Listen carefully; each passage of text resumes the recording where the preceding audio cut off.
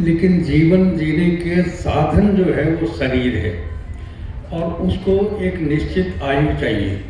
उसके चार घटक हैं: शरीर, इंद्रिय, मन और आत्मा।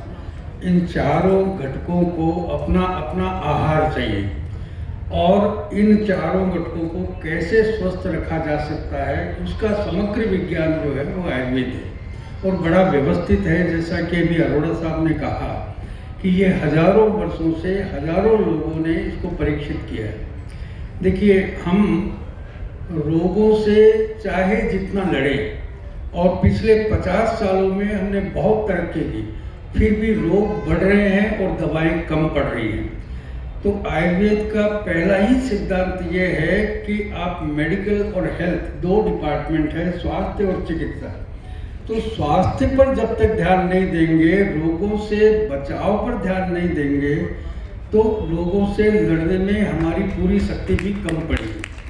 और स्वास्थ्य के लिए जो मूल सिद्धांत है वो WHO भी मानता है कि आयुर्वेद से बढ़िया स्वास्थ्य के सिद्धांत कहीं नहीं है।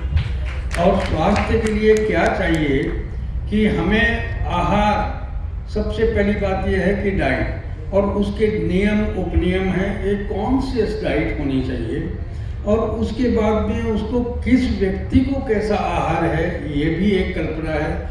उसके बाद में आहार की कल्पनाएं ऋतुओं के अनुसार कैसी होनी चाहिए, उम्र के अनुसार कैसी होनी चाहिए, दिन रात के हिसाब से कैसी होनी चाहिए। इतनी व्यापक कल्पना आहार की केवल। उसके अलावा हमारे पास में कैसे दिनचर्या, कैसे ऋतुचर्या, सीजनल रेजिमेंट क्या हो, डेली रेजिमेंट क्या हो, इसका एक विस्तृत विज्ञान है।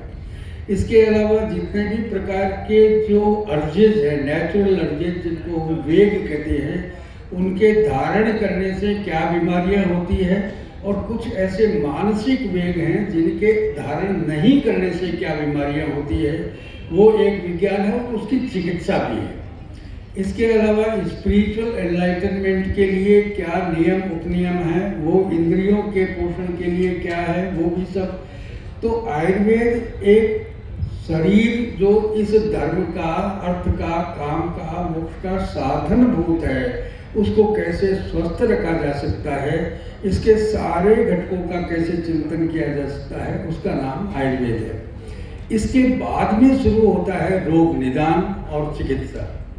तो रोग निदान और चिकित्सा भी इतने व्यवस्थित ढंग से है कि आज एलोपैथी का जो मूल आधार है वो आयुर्वेद ही था, क्योंकि आयुर्वेद 5000 साल से और या उससे भी पहले था और ये 400-500 साल से है। तो बेसिक नॉलेज वहाँ से आया और उसी तरह से यूनानी से में भी आया और उसी तरह से और साइंस में आया। लेकिन उसके लिए फिर अलग एक दिशा हो गई। जिसके पास में सिद्धांत नहीं होगा वो केवल औषधियों के बल पर रोगों को नहीं जीता।